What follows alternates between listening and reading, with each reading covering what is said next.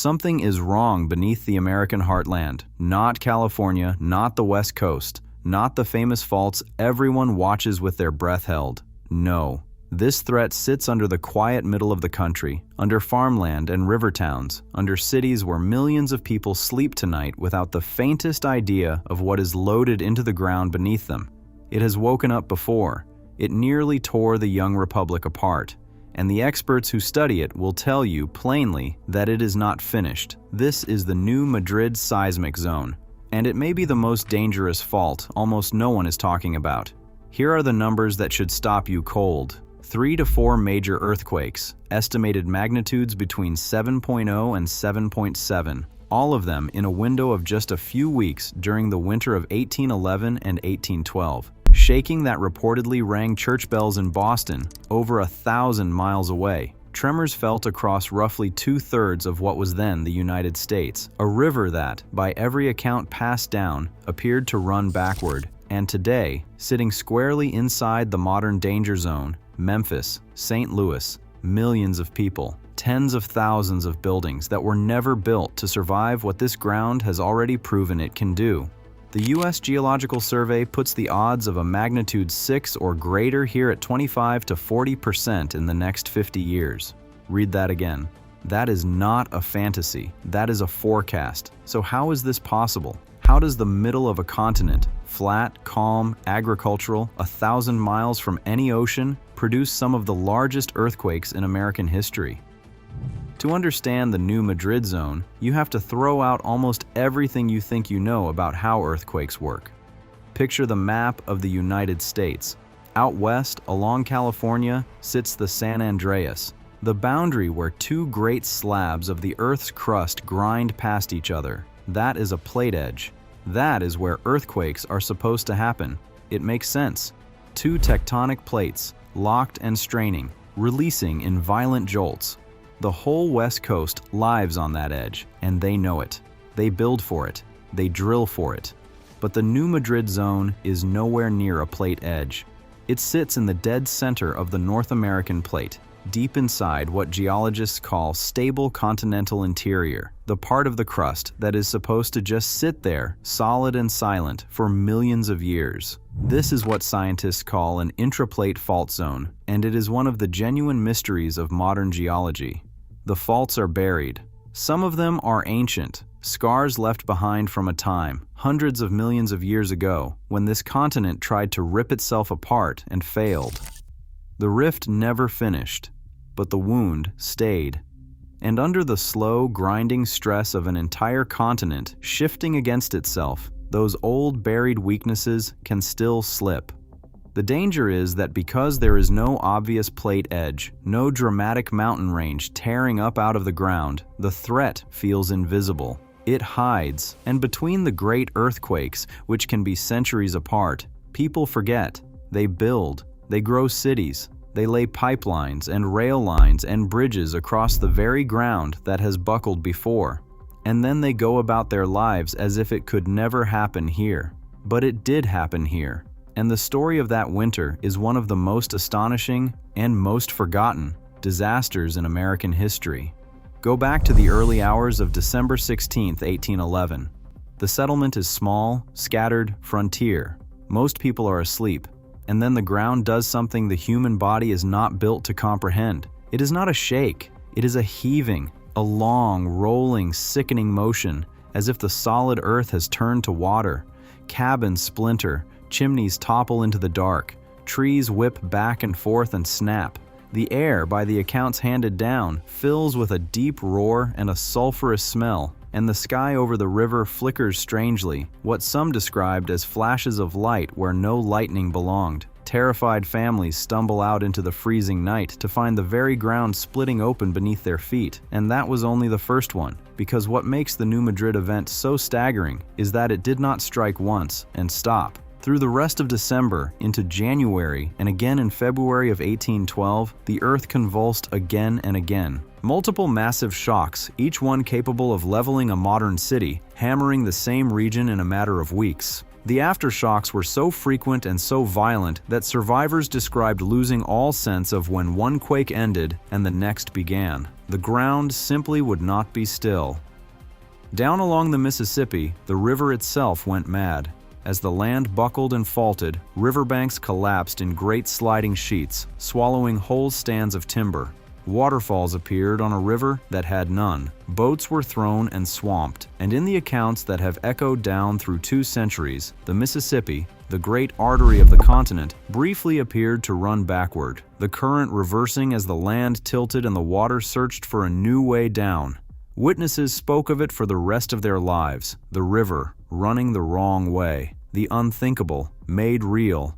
The town of New Madrid, Missouri, the very place that gave this seismic zone its name, was essentially destroyed, its buildings shattered, parts of its ground dropped and flooded, and in the soft country of northwestern Tennessee, the land sank so dramatically that water rushed in and filled the hollow. That flooded basin is still there today. You can stand on its shore. It is called Reelfoot Lake, a lake that did not exist before that winter, a lake born in a single violent season when the continent dropped beneath the water. A scar you can see from space, a monument to what this quiet ground is capable of. And here is the part that should keep you up at night. The reason a repeat of 1811 would be so much worse now has nothing to do with the size of the quake, and everything to do with what lies beneath the Midwest itself. To understand that, you have to understand the rock, and this is where the New Madrid Zone stops being a history lesson and becomes a warning aimed directly at the present day.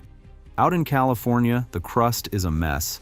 It has been torn, faulted, fractured, and shattered by tens of millions of years of relentless tectonic grinding along the plate boundary. That sounds like a bad thing. In one specific way, it is actually a kind of mercy. Broken, jumbled rock is terrible at carrying seismic energy. When a quake fires in the west, the shaking runs into all those cracks and faults and soft, fractured zones, and it loses strength fast. The energy gets absorbed and scattered, so even a violent California earthquake tends to do its worst damage relatively close to the epicenter and fades as you move away. The central United States is the opposite. The bedrock under the Midwest is ancient, cold, hard, and remarkably intact, a single solid slab of continental crust that has sat undisturbed for a very, very long time. And intact rock is brutally efficient at transmitting energy. It acts like a struck bell. When the New Madrid Zone ruptures, the seismic waves don't get absorbed and broken up. They ring out across the continent, carrying their force hundreds of miles with terrifying little loss. That is why, in 1811, the shaking was felt across roughly 2/3 of what was then the United States. That is why, by the accounts passed down, church bells were set ringing in distant eastern cities 1,000 miles from the source, not because the quake was supernatural, but because the very stone of the continent carried the blow that far. Sit with what that means today. A magnitude 7 earthquake on the New Madrid Zone would not shake a city, it would shake a region. Geologists estimate that a New Madrid quake would spread strong, damaging ground motion over an area many times larger than a same-size quake in California. The same amount of energy released into rock that refuses to let it die, reaching out across multiple states at once. And in the middle of that vast shaking footprint sit 2 major American cities, millions of people, in buildings that were never designed to take a punch like this. Look at Memphis, look at St. Louis. Both sit squarely inside the danger zone of this fault. And here is the cruel twist of geography. These cities don't rest on that hard, sturdy bedrock. They sit in the broad valley of the Mississippi, on hundreds of feet of soft, loose river sediment. Sand, silt, and mud laid down over thousands of years. And soft ground does something vicious during an earthquake. It amplifies the shaking. The waves arrive, slow down in the soft soil, and grow. The way a small swell rises into a towering wave as it crawls into shallow water. So the densest populations, the busiest river ports, the most concentrated infrastructure in the whole region happen to be sitting on exactly the kind of ground that makes a quake worse. The bedrock carries the energy in, the valley sediments magnify it where the people are. And then comes the ground itself, behaving in a way most Midwesterners have never imagined possible. When water-saturated sandy soil gets shaken hard enough, it can momentarily lose its strength entirely and behave like a liquid. Engineers call it liquefaction. Solid ground that you've stood on your whole life can turn for a few horrifying seconds into something closer to quicksand. Buildings tilt and sink, roads heave, underground pipes float upward and snap. And in 1811 and 1812, the pressure forced jets of sand and water straight up out of the earth, leaving behind pale scars across the landscape, features called sand blows. The astonishing thing is that you can still find them.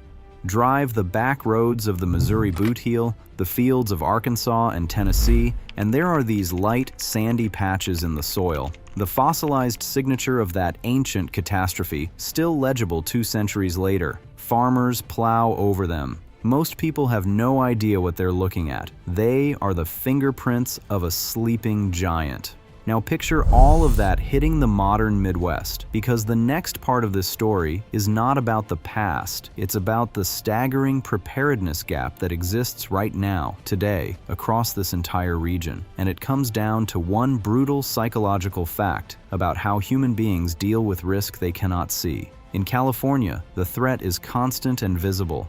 People feel small quakes regularly. They grow up knowing what to do. The building codes are among the strictest in the world. Schools run drills, and decades of money and engineering have gone into making structures flex and survive when the ground moves. The danger is woven into the culture because the reminders never stop. The central United States has had no such reminders. The last truly great New Madrid earthquakes struck over 200 years ago.